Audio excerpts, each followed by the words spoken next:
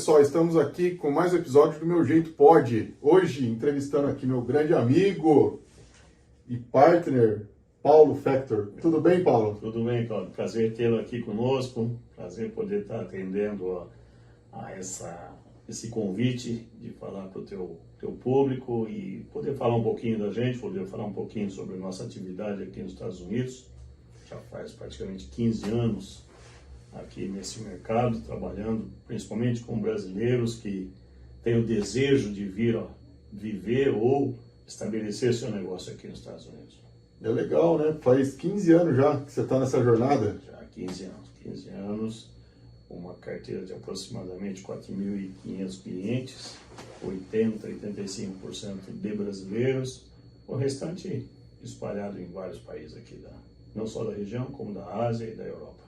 E Paulo, muitos brasileiros têm um certo receio de vir abrir negócio aqui nos Estados Unidos. E uma das coisas é como abrir esse negócio nos Estados Unidos. E eles têm aquele pensamento que é tudo difícil. Isso é verdade? A dificuldade está no momento que você vai fazer o planejamento. Se você planeja direito, tudo fica fácil.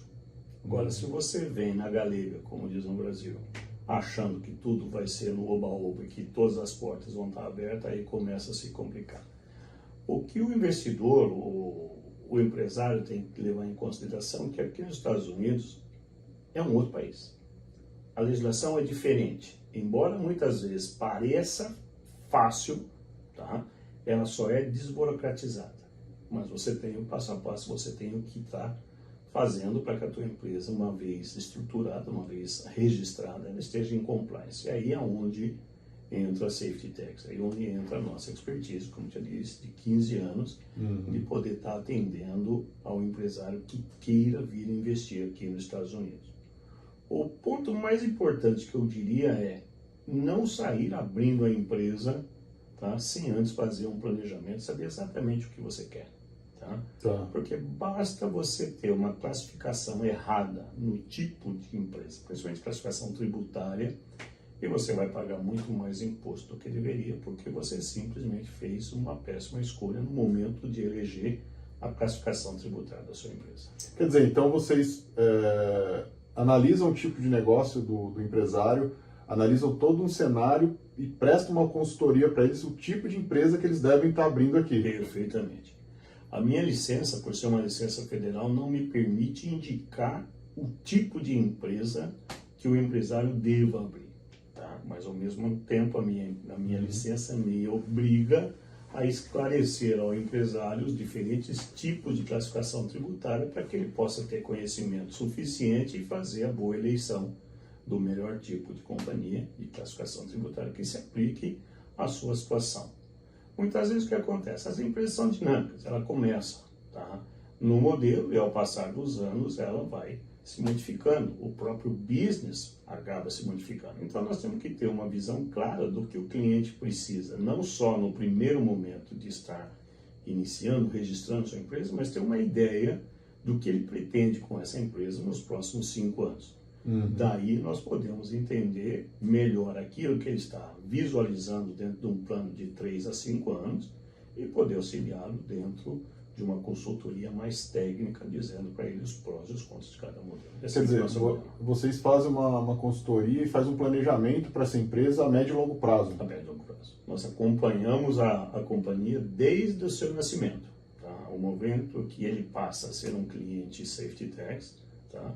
Nós designamos um dos nossos profissionais para estar acompanhando no dia a dia, tá? E esclarecendo dúvidas. Obviamente, se dúvidas ou consultoria. Quando ele precisa de uma consultoria mais detalhada, tá? Aí agenda-se uma consultoria e a gente faz toda uma análise junto com o cliente para poder determinar os caminhos que ele vai percorrer aqui dentro dos Estados Unidos. Agora, Factor, vamos supor, eu quero abrir uma empresa aqui nos Estados Unidos, eu não tenho endereço, não tenho local, como eu posso resolver isso com a Safety Tax? Bom, nós devemos ter aqui, Cláudio, eu não tenho um número exato para te falar, mas acho que em torno de umas 500 ou 600, de 500 a 600, não tenho um número correto para te dizer, que se hospedam conosco. O que significa? são empresas que estão registradas aqui em nosso endereço, tá? E que usam o nosso endereço para a questão tributária. Tá? A questão comercial, ele pode estar, se ele precisa, se ele não precisa de um warehouse, se ele precisa de um ponto para entrega e despacho de mercadoria. Muitas vezes nós temos vários clientes que fazem isso. Tá? Nós temos todo um sistema de BPO que a gente atende todo esse tipo de modalidade ou essa necessidade. Mas vamos imaginar uma empresa que queira participar aqui do mercado americano, uma empresa brasileira, e resolva participar desse mercado não no sentido de estar exportando para cá, mas participar como um player ativo. A primeira coisa que ele vai precisar é ter uma empresa.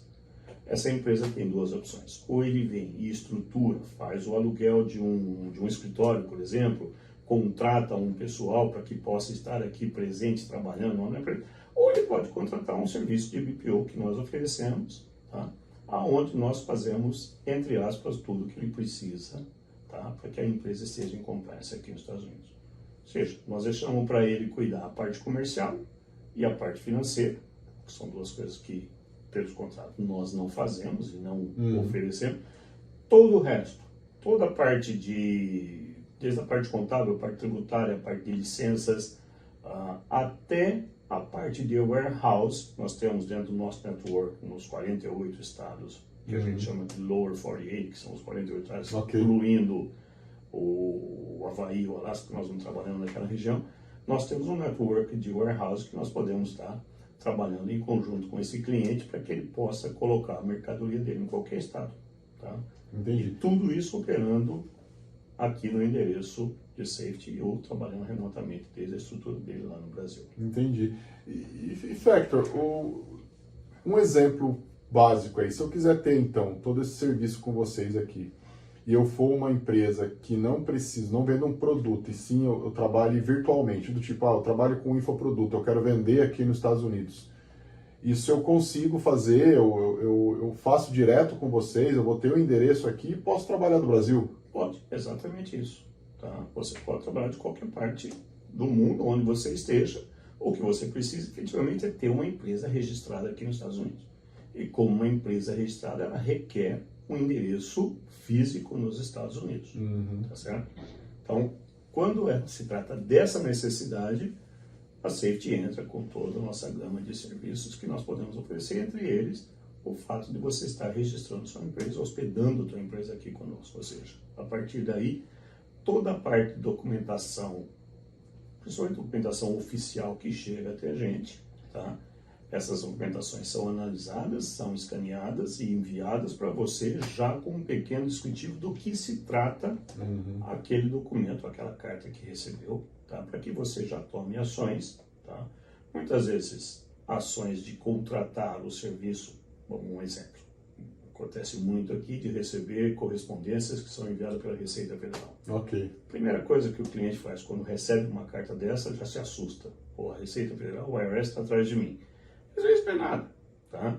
Às vezes simplesmente o próprio IRS está pedindo mais tempo para te dar a resposta de uma consulta que foi feita. Mas, como não é o dia a dia do cliente, propriamente dito, e é o nosso dia a dia, quando o cliente pega um documento desse, ele acaba se assustando por qualquer razão que seja. Talvez seja porque lá na época dos gangsters, o IRS que prendeu o Al Capone, então ficou essa questão de que o IRS prende todo mundo. Prende, mas não prende todo mundo. Tem toda uma fase. Vamos imaginar, tua pergunta. Recebe uma correspondência aqui, é uma correspondência que vem do IRS. Se está conosco, a primeira coisa que nós fazemos, vamos analisar essa correspondência, e no momento que a gente envia para você, a gente já envia, tá, com uma pequena explicação dizendo do que se trata aquilo, para que você não tenha que ter um ataque cardíaco do outro lado do mundo, sem saber por que você recebeu aquela carta. Isso está dentro dos serviços que nós prestamos. E se for algo que a gente tenha que fazer uma defesa junto à Receita Federal, isso também nós fazemos como um dos serviços que nós oferecemos aqui. Quer dizer, o pessoal que abre e tem essa consultoria com vocês não precisa se preocupar com isso, né? Não, tá? Vamos dizer o seguinte, nós tratamos de fazer aquilo que deve ser feito no momento que tem que ser feito para evitar, tá, ao máximo, deixa eu colocar dessa forma, que esse tipo de situação aconteça. Obviamente que o IRS aqui nos Estados Unidos é muito engraçado, você nunca sabe o que passa na cabeça do IRS. Às vezes a gente recebe correspondência que não tem nada a ver, só que uma correspondência recebida já requer uma resposta. Não dá para ficar simplesmente receber uma correspondência e não entregar uma resposta, que seja ao cliente ou que seja a quem questionou. No caso, nós estamos falando da Receita Federal. Então, isso tudo vai estar sendo atendido dentro de um processo que nós oferecemos aqui como compliance 100%. E aí, então, Factor, o que você me disse é, eu abri a empresa, já resolvi toda a parte burocrática, estou rodando com a empresa. Aí você tem, então, parceiros que podem te ajudar tanto no warehouse, vocês ajudam no BPO, que é o BPO financeiro. O BPO financeiro, tá? O warehouse, nós temos, como eu te falei, um network de warehouse que faz parte da nossa estrutura, não são warehouse do nosso grupo, obviamente, mas são associados nossos, que oferecem desde o serviço do despacho aduaneiro, tá? A logística da retirada dessa mercadoria e levar até o warehouse, onde quer que esteja, tá? Uhum. Depois disso, a logística do picking, que é retirar a mercadoria Sim. e entregar no consumidor, no cliente final do nosso cliente. Tá? Isso tudo a gente consegue trabalhar aqui dentro do nosso BPO. E, Factor, eu sei que, pelo fato também de a gente ser parceiro, você tem um sistema, inclusive é um business seu também, né? Você tem uma holding que controla as suas empresas e dentro dessa holding você tem a parte de uma plataforma que controla todo esse ecossistema. Fala um pouquinho desse ecossistema, Factor, só para a gente entender também, e também da segurança para quem possa vir a estar adquirindo seus serviços aqui ao longo desses 15 anos, o que nós vimos, né? Os Estados Unidos é um país altamente gerador de tecnologia, mas quando você procura softwares, tá? Para startups, para pequenas e médias empresas que estão começando, você fica a desejar quando comparado com aquilo que acontece no Brasil, que existe uma infinidade de ERPs que você pode escolher da cor, do tamanho, do preço, do jeito que você quiser. Aqui nos Estados Unidos isso é um pouco mais complicado. Nós identificamos isso já há alguns anos, tá? E como eu estava comentando, a SafetyTech pertence a um grupo financeiro, o Grupo Torino, e dentro do Grupo Torino nós temos duas áreas, a área de softwares, tá? E a área de serviço, que é a SafetyTech. Na área de software nós temos praticamente 3, 4 softwares que trabalham dentro de um ecossistema, como você comentou. O primeiro dele é um ERP, tá? Um ERP que se chama Easy Control, ou seja, controle fácil, tá? Aonde o nosso cliente, obviamente que ele não está disponível somente para o nosso cliente, é uma plataforma que está disponível no mercado, mas ao se transformar em um cliente SafetyTech, ele já embarca com todo esse pacote de tecnologia para que ele tenha o melhor controle do dia a dia da sua empresa e nós, na contrapartida, possamos estar trabalhando toda a parte, quer seja da contabilidade ou quer seja dos impostos estaduais que devem ser declarados se é uma empresa que vende produtos ou serviços que requeram impostos como o Sales Tax. Tá? Uma vez que ele entra dentro desse ecossistema, ele passa a utilizar esse ERP, tá? No dia a dia do seu negócio, remotamente, é tudo em cloud. Tá? Ele não precisa, como tu comentou, estar necessariamente físico aqui nos Estados Unidos, ele pode estar trabalhando do Brasil, nós temos inúmeros clientes que fazem isso. Tá? E dali ele faz toda a parte comercial, toda a parte de suprimento, toda a parte de controle de estoque, gestão de compra, suprimento, tudo isso ele faz remotamente. Esse ERP já se conecta ao banco ou bancos que ele trabalha aqui nos Estados Unidos. Lembrando, se uma empresa americana tem que necessariamente ter uma conta bancária aberta aqui nos Estados Unidos. Daí esse software faz, na verdade não é o software que faz a importação, é o banco que faz a exportação dos extratos bancários mensalmente para que nós possamos trabalhar a parte contábil e a parte... Quer dizer, já é integrado com o banco para ver a parte toda do extrato, os lançamentos e o cara não precisa estar ali. E para fazer a própria conciliação bancária. Sim, tá? sim. Então, tá que é necessário para vocês fazerem a contabilidade. Para poder fazer a contabilidade. Então está tudo dentro desse ecossistema. Um outro software que está acoplado a esse ecossistema é o Easy2Sign, que é um software de assinatura eletrônica. Por exemplo, você vai mandar um orçamento para um cliente, tá, que requeira uma assinatura, tá, desse cliente, ou para garantir o prazo da validade desse teu orçamento, ou um contrato, ou qualquer que seja o documento que requeira uma assinatura eletrônica. O Easy2Sign, que é também dentro da suíte Easy, tá, está acoplado a esse software para que você não tenha que ficar utilizando um segundo software, tá, baixando um documento gerado pelo RP na tua máquina, para que daí você possa subir num segundo software de assinatura eletrônica.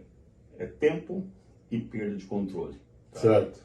E por terceiro, nós temos um software que é o software de gestão de documentos, tá, eletrônicos.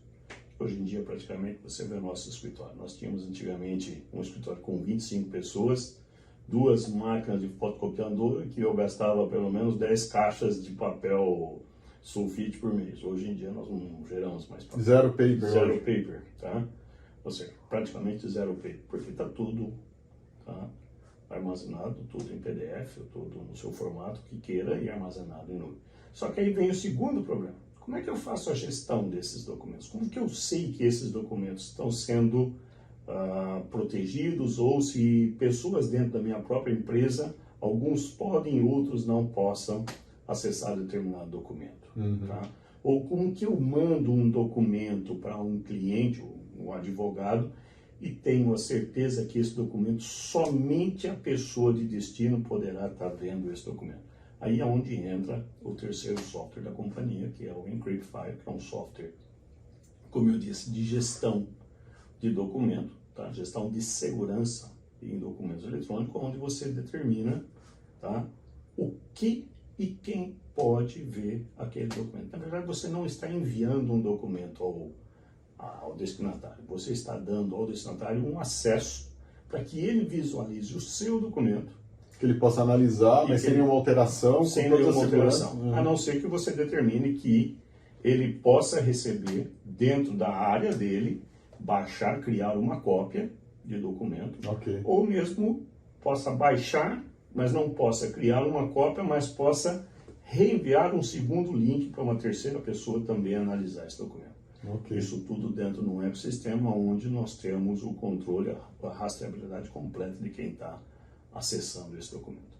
Por que esse software? Porque aqui nos Estados Unidos, tá, quando nós falamos sobretudo de documentos oficiais, é muito importante que esses documentos estejam protegidos. Basta, por exemplo, você já deve ter ouvido muito isso, tá?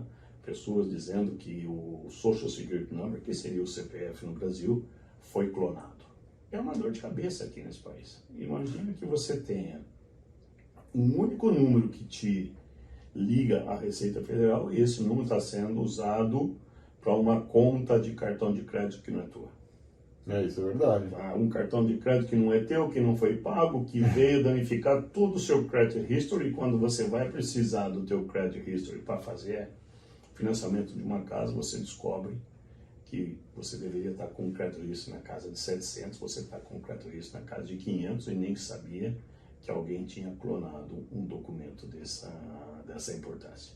Então, o ecossistema ele foi feito exatamente para que a empresa possa ter a tranquilidade que no momento que está operando o seu dia a dia, esteja dentro de uma estrutura, vamos dizer, 99,9% protegida. Que infelizmente na tecnologia nós não temos como garantir 100%. Nem banco garante isso, nem banco, nem o próprio Pentágono garante. Né? Outro dia nós fizemos uma brincadeira só no assunto, quando o Pentágono teve vários documentos que foram vazados. E foram vazados por um funcionário dele. E eles demoraram mais de uma semana para descobrir o que tinha sido vazado. E a nossa brincadeira foi: se você estivesse usando o Encryptfile, na mesma hora ele poderia fazer rastreamento e poderia cancelar o acesso de quem teve, tá? Porque eles não estavam usando o mesmo tipo de tecnologia que Olha só. Então, aonde nós estamos chegando em termos de grupo, em termos de companhia? Tá? O que nós queremos oferecer para o nosso cliente não é somente o serviço convencional de um escritório de contabilidade. Nós fomos um escritório convencional há 10 anos atrás, tá? Só que ao longo dos anos nós vimos. Foi se transformando, né? Fomos se transformando. Então, hoje nós somos muito mais uma empresa de serviço atrelado à tecnologia, tá? E não importa para a gente aonde o nosso cliente esteja localizado, tá? Desde que ele tenha uma empresa aqui nos Estados Unidos, nós temos completo know-how para poder atender a necessidade desse cliente. Quer seja na abertura, quer seja recebendo um cliente que veio de um outro escritório, que nós trabalhamos. A primeira coisa que nós fazemos quando nós recebemos o cliente é o que a gente chama de diagnóstico. Como uma anamnese que o médico faz quando você chega, nós fazemos uma anamnese completa daquele cliente para ter um diagnóstico do que é necessário para aquele tipo de empresa. Tá? Aqui, só para que fique claro, para que você entenda, basta uma composição diferente de sócios numa empresa que as obrigações dessa empresa mudam completamente. Um exemplo muito comum, você tem uma empresa, uma sociedade, onde um sócio é residente, ou é americano, ou é portador de green card, ou é residente fiscal americano e o outro não é. Aí já começa uma complexidade, porque eu já tenho 2 tipos de sócios diferentes que requer documentações, formulários diferentes para a própria empresa. Agora, pegando esse gancho, Factor, abri a empresa, estou rodando com a empresa, chegou no final do ano, os sócios têm que fazer a parte do imposto de renda também nos Estados Unidos? Todo sócio que tiver acima de 20% de uma empresa SA, que para nós é uma corporation, quer dizer, acima de 20%... é obrigatório fazer quando a companhia for classificada como uma corporation, tá? E quando o sócio tem ou sócios têm uma empresa que é uma 1065, por que eu estou falando 1065, não estou falando LLC, tá? Porque muitas vezes as pessoas, eu tenho uma LLC. LLC é uma nomenclatura, assim como limitada no Brasil, que é uma nomenclatura estadual. Uma vez que você pega a empresa registrada no estado, normalmente igual no Brasil, vai na junta comercial, registra uma empresa, depois você tem que fazer o registro ao nível federal para solicitar o CNPJ. Ok. Nesse momento que vai se solicitar o CNPJ, que para a gente aqui se chama EIN Number, Employer Identification Number, ali é onde eu determino qual é a classificação tributária dessa companhia. Que ela pode ser uma 1120, que seria uma SA no Brasil, ou uma 1065, que seria uma limitada no Brasil. Quer dizer, você vê o enquadramento da empresa, é isso? Exatamente. Uma vez que eu vejo o enquadramento da empresa, eu vou determinar, quem determina só a legislação da própria Receita Federal, se os membros ou sócios devam ou não fazer a declaração do imposto de renda. Então, em se tratando de uma 1065, a resposta é sim, 100%. Qualquer que seja os membros, basta ter 0,0001%. Deve fazer, porque ele faz parte da composição de uma partnership, de uma sociedade. Agora, se ela é uma SA, tá? Como eu disse, somente os sócios acima de 20% devem estar constando da declaração do imposto de renda da empresa e devem fazer a sua declaração, porque tem distribuição de dividendos. E Factor, estou rodando com a empresa, já sei todo o esquema aqui, estou há mais de 3 anos nos Estados Unidos rodando com a minha empresa. Chega um momento que a empresa está faturando mais, já está numa velocidade de percurso bacana e está tendo um crescimento. Vocês fazem uma análise para ela mudar de categoria, vamos supor, de LLC para uma corporation? Fazemos, tá? Fazemos. Uma LLC, deixa eu só corrigir, uma LLC 1065, porque ela pode ter nascido LLC no estado e já ser uma corporation desde o dia 1, que foi solicitado o EIN. Vamos imaginar o cenário que você comentou. Ela é uma LLC que foi classificada como uma partnership, como uma sociedade. Então, ela leva o número LLC 1065.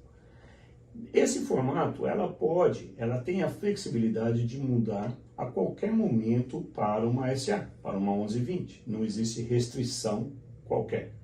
Agora, se ela é uma 1120 e você quer voltar para um partnership, para um 1065, isso aí requer alguns passos a mais. Ela tem que ter entregue pelo menos 5 declarações de imposto de renda para que você possa pleitear a mudança de status. Não é algo fácil. De 1065 para 1120 é algo muito fácil de se fazer. De 1120 para 1065 é complexo, é chato. Valeria mais a pena fechar a empresa e abrir outra de tanta complexidade que existe nesse processo. Mas a resposta é sim, tá? Nós fazemos esse acompanhamento exatamente para saber, tá, o que você está planejando essa companhia. Se o planejamento que você fez essa companhia, você está atingindo esses goals, para que a gente possa verificar qual a melhor classificação tributária. Vou te dar um exemplo. Dentro de uma 1065, a maior alíquota de imposto de renda a ser pago é 37%. Uhum.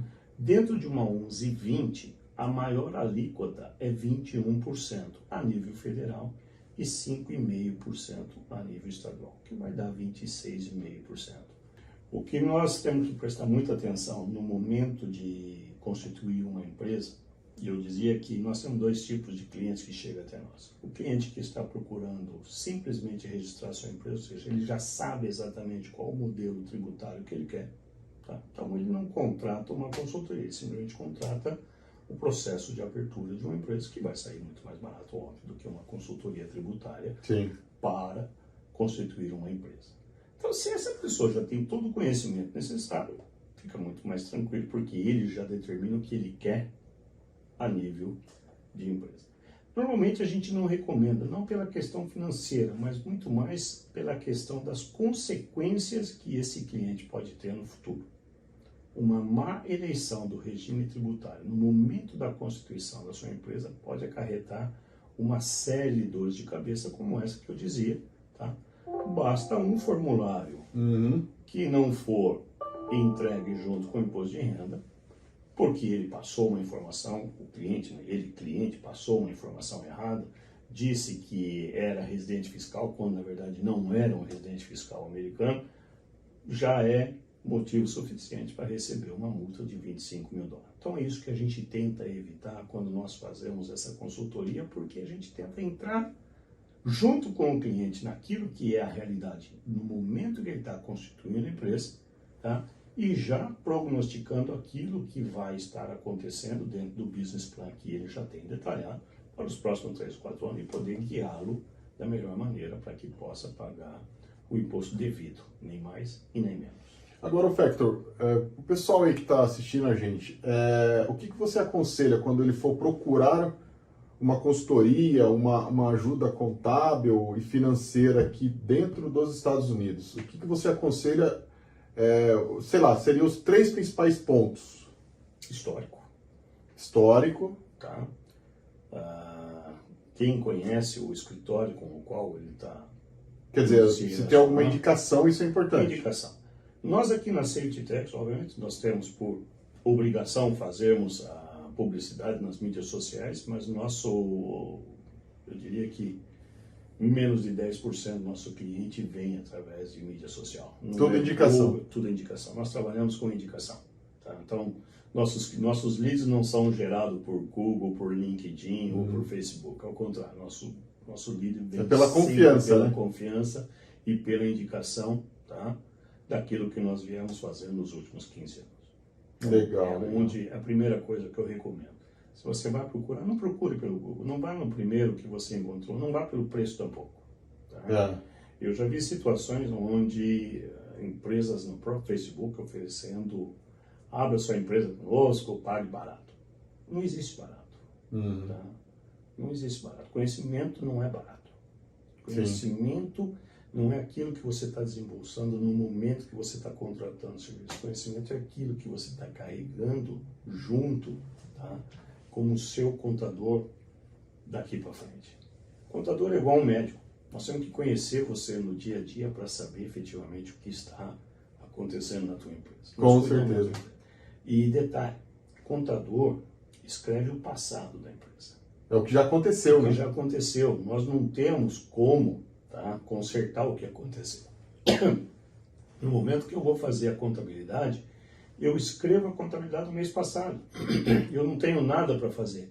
Agora, dos números que nós apuramos na contabilidade, o que você pode verificar, o que fazer para o próximo mês, para o próximo trimestre, ou mesmo para o próximo ano. Porque aquilo que você fizer é aquilo que eu vou estar escrevendo na contabilidade. Aí é onde muitas vezes as pessoas acabam se enganando, achando que o contador vai te auxiliar no futuro da sua empresa. Não, nós conseguimos auxiliar aqui, no momento que você está constituindo a sua empresa, tá? Okay. Das consequências de uma boa ou de uma má escolha no futuro. Mas no momento que a tua empresa está rodando, como você falou, tem uma empresa com 3 anos rodando, tá? eu não posso fazer nada como contador. A Sim. única coisa que eu posso fazer é analisar aquilo que ocorreu na tua empresa. Exato. Tá? Porque nós somos contadores, nós não somos administradores. Tá? Isso faz parte do administrador. Daí o porquê existem os dois profissionais. Sim, O claro. administrador de empresa, que olha presente e futuro, tá? E o contador, que olha aquilo que o administrador fez de bom ou de ruim. Agora, Factor, a gente está chegando no final desse bate-papo aí, a gente te convidei meio que de surpresa aí, né? Para passar um pouco de conhecimento, porque eu sei que é importante para quem a audiência do Meu Jeito Pode gosta muito, porque a gente fala muito de empresários, a parte também bastante da parte de autoconhecimento, né? Então isso agrega bastante. Eu falei, vou ter a oportunidade de falar com o Factor, né, para dar essa entrevista. E a gente terminando esse bate-papo, o que você aconselha o pessoal que tem um pouco de receio de abrir uma empresa nos Estados Unidos? O que você aconselha? O que você está de toque para esse pessoal para tirar um pouco desse receio? Não tenha. Não existe por que ter receio. O que existe é saber exatamente o que você pretende, tá, com a sua empresa aqui nos Estados Unidos. A empresa pode ser constituída somente para que ela seja dona de um imóvel que você venha adquirir aqui nos Estados Unidos, que é muito importante. Você não adquire um imóvel em nome da pessoa física e sempre em nome de uma empresa. Tá? Nós podemos deixar esse capítulo para um próximo podcast para que a gente fale sobre isso. Tá?